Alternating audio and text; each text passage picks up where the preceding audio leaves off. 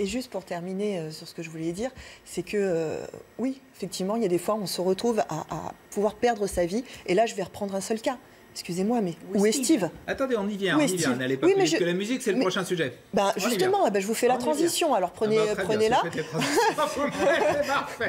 Mais où est Steve? Où est Steve? On y vient, je vous dis on y vient. En terminant sur l'affaire des décorés. Mais je vais terminer mon propos, c'est que ce week-end, ça fera un mois que Steve. Oui, non, mais je vous dis ça, on y vient. Oui, on y vient. Mais quand les j'entends ici sur ce plateau, je dis qu'on risque pas sa vie, vous vous rendez compte qu'aujourd'hui, on risque sa vie juste quand on va à la fête de la musique. Mais là, c'était pas une manifestation, voilà, si c'était une manifestation. La fête de la musique, je vous l'apprends, c'est une manifestation. C'est une manifestation de joie. C'est une manifestation où il y a de la musique. C'est une manifestation de fête. Oui, c'en est une. Et voilà. Et on a un jeune de 24 ans, ça fait un mois, on ne sait pas où il est. Voilà ce qui se passe. Sur les décorations.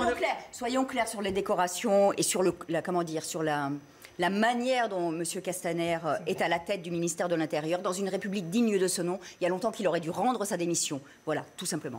Tout à fait. On est dans un silence assourdissant. Vous l'avez dit, ça fait un mois, ça va faire un mois ce week-end que Steve a disparu.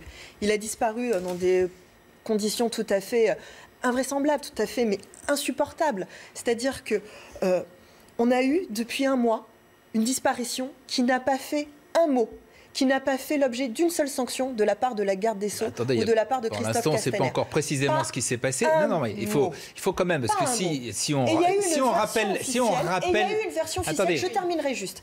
Oui, non, il faut quand même rappeler les faits quand même. Qui a été contestée. On va rappeler les faits. Oui, bien sûr que on va rappeler les faits. À 4 heures, fête de la musique qui devait s'arrêter. Effectivement, vous savez, la fête de la musique, il y a du monde, il y a encore de la musique, etc.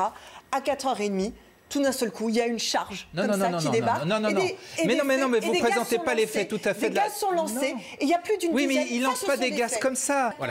14 personnes. Voilà. Ça veut dire que vous avez une fête de la musique. Et moi, je donne simplement les faits. On vous dit, partez. Il y a un DJ qui dit encore une chanson, juste une chanson. Non, c'est pas aussi, mais c'est comme ça que ça se passe. Non, c'est peut-être pas aussi gentiment que ça.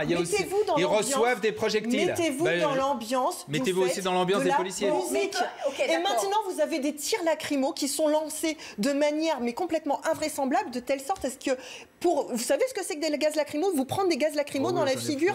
Donc vous voyez à quel point c'est asphyxiant. Vous ne voyez rien. Vous ne voyez rien. Sauf que je sais ce que c'est que les gaz lacrymogènes. Ne sont pas protégés. Vous pouvez tomber dans la Loire de manière facile, il n'y a pas de barrière, il n'y a rien. De telle sorte à ce qu'il y ait plus d'une dizaine, 14 en tout, qui tombent dans la Loire, dont un Steve, qui ne sera jamais retrouvé. On ne sait pas ce qu'il est. Oui, il a disparu, oui. Bon, mais Gérard, vous comprenez à quel point c'est choquant. Caroline Mécari, mais bien évidemment qu'il y a un problème. Juste là-dessus.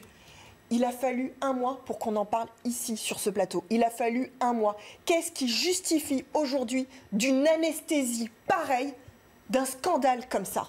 Qu'est-ce qui justifie cette anesthésie? On en a parlé dans les journaux, excusez-moi. Non. On en a parlé. Chacun sait qu'on en a parlé. Mais non, ne dites pas ça. Ne dites pas on n'en a pas parlé, je vous dis qu'on en a parlé dans les journaux aussi. Il y a quelques années, l'affaire Malik Oussekine, ça avait fait une affaire d'État. Pourquoi est-ce qu'aujourd'hui, parce qu'on ne sait pas ce qui s'est passé. Mais on ne savait pas ce qui s'est passé. Il y a des vidéos, tout ça qui traîne. Excusez-moi, Gérard.